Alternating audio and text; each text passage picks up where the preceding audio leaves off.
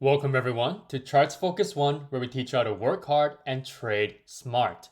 In this live stream recap video, I want to go over a hedge trade that went extremely well today and a swing trade that was held for 5 days, including the day of entry. First, let's talk about this hedge trade that I took today using SPY puts. But before I go on, I highly advise you all to watch my most recently uploaded video that goes over the technical analysis of the market and the CFO's Ring of Watch newsletter names for this trading week. Because I went over what I expect SPY to do this week, and I based my SPY put play on that specific analysis from yesterday. So pause this video now and go over to that video first and then come back. All right, now I would assume that you guys have watched that video. So let me give you guys a quick rundown on what I did with SPY. So first off, obviously we had this psychological $400 level that we were just itching to retest, right? And ultimately we got it. Now the only problem with that was that we were heading up to the psychological $400 level with lower volume compared to Thursday. And remember, on Friday, we had an immediate drop off in volume, but even though we continued to go up higher, and we obviously broke the previous high of the day on Thursday, right? And we just continued to march higher and higher and higher, ultimately getting very close to $400. But we did not have the volume to reach that $400 psychological whole number level. So today, when we retested it, I said, all right, there is a huge probability that we can see that rejection that I'm waiting for. And on the 15-minute time frame, you guys can clearly see that happening, because when we did retest 400, we did not see an immediate jump in volume. Rather, we've actually lost volume as we continue to kind of move up and down in small amounts here, okay, in price, until we ultimately rejected off of that $400 level. So as we were basically trying to consolidate at this $400 level with very low volume, I took the risk on thinking that we'll see a rejection at this $400 level. Because remember, this is our first retest since September 13th, or just generally mid-September. So it's been a few months. And so on the backbone of this first retest since the last couple of months, I took that risk of that potential probability of us rejecting off of $400. So this is the exact message that I sent to my CFO's Ring of Watch members. SPY hedge out the money puts for any long swings that you guys have here. And that was sent at 11:03 a.m. And if you take a look at the 15-minute time frame on this 11 o'clock candlestick, I took this trade when we started to move lower on 400 for the third time after retesting it for the first time here on this candlestick. And ultimately, we ended up going all the way back down and ending up with a new low of the day and closing at $395.17. So what happened here? So for a succinct summary, we lost the 15-minute 10 and 21 SMAs. Now, if you guys remember, and if you guys have been watching my previous videos, you guys should know that the 10 and 21 SMAs is my momentum pair. And if you guys have been watching me for a longer time, my 15-minute time frame is what I consider a time frame that you guys can see and identify momentum. So this 15-minute time frame and my momentum pair SMAs go hand in hand. And once we lost the support of the 10 and 21, which we have been riding since Thursday, we just saw a leeway for sellers to come in, and we ultimately lost the 50 SMA support as well, causing a more landslide to the downside. And I ended up with my SPY put that expired tomorrow, 235% plus return. Okay, and that specific SPY contract was 391 puts. And remember, guys, this is a SPY hedge put play. And what is a hedge? Well, you guys can think of a hedge as an insurance. It's something that you guys don't want to work out, right? You guys don't want to use. But if it does, you hope that it goes well. But usually, a hedge is something in trading that you guys will not want to use, and you don't care if it goes to zero. Why? Because you guys should have put a good amount of risk that you're willing to let to go to zero. And so I would not care tomorrow if this goes to zero. But here's the thing. If you go on SPY futures right now, we're seeing a bear flag. And that's the reason why I decided to swing this SPY hedge play. Because after this large move lower, and this is a very large move lower on the intraday time frame, I was expecting a bear flag to form. And guess what? SPY futures is giving that ideal bear flag. So what we're seeing here, okay, is a macro bear flag on the 15-minute time frame, or if you guys want to have a micro perspective, right, we're seeing a nice rising wedge, which is inherently bearish. So what am I thinking this on SPY futures here overnight? Well, if we do follow through with this rising wedge chart pattern, or on the macro perspective, a macro bear flag, I expect us to revisit this intraday 3979.50 support area, which is also coinciding with the 15-minute 21 SMA. And if we do decide to break below this 3979.50 on the basis of this bear flag or rising wedge, we should be able to break below the support level and the 15-minute 21 SMA, since we are now struggling to hold above the 10 SMA. And once we do that, we should be able to see a retest of this 3964 low that we made today before close. Now, am I going to expect that overnight? Well, who knows, right? Because we still don't have the European open at the time of this recording. So if we do get that retest of this low, then we would also be making a H pattern, which you guys should know is an inherently bearish chart pattern as well. So tomorrow, we can see a potential gap down in the opening price compared to the closing price of today.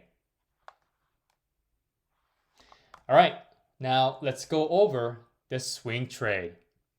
Now this specific trade was taken last week on the ticker symbol VALE or VALE. And this specific name was also on the CFR Swinger Watch 2 weeks ago. Okay, so VALE, the number one reason why I was looking at this name was, well, if you go on the weekly time frame, all right, on the weekly time frame here, you guys can clearly see a very, very large macro wedge chart pattern thanks to my trend lines here, right? And if you guys remember, a wedge chart pattern is a neutral chart pattern. And what does that mean? Well, it provides two different points of entry or two different opportunities. And in this case, it gives us an opportunity to enter to the long side or an opportunity to go to the short side. And for this specific wedge chart pattern, I was a bit biased to the long side. And why? Well, if you take a look at the weekly time frame, you guys can clearly tell that we have defended this 200 SMA, right? And then the 200 SMA on the weekly time frame, which is a very, very large time frame, is a big thing to be looking at, right? And if we lose the 200 SMA, then that means the longer term longer term trend here will be to the downside. But we've defended and held this 200 SMA 3 times in the past, right? And if you guys don't know where that is, well, let me point it out. Number 1 here, number 2 here, and number 3. And we didn't even try to stay below the 200 SMA, and we didn't even use the 200 SMA as a new level of resistance. And we continued to use it as support, and we bounced away from it. And after we bounced away from it in the most recent time here, we started consolidating and making a base. And as we started to consolidate, we respected this descending level of resistance, which ultimately created this macro wedge chart pattern on the weekly time frame. And so I was betting for us to break above this wedge chart pattern's resistance to the upside on that week. And so here is the trade that I sent in. And also, my apologies, guys. I sent in this trade and we were looking at this name last week. Okay, not 2 weeks, as I said earlier. So on November 7th, okay, that was, I believe, on Monday, I said I'm looking at VALE $15 strike call contracts that expire on December 16th. And I said it needs to retest and hold $14 first. So after a couple of minutes go by, I said, well, I got filled in here as we attempt to hold $14. So I got in a little bit earlier.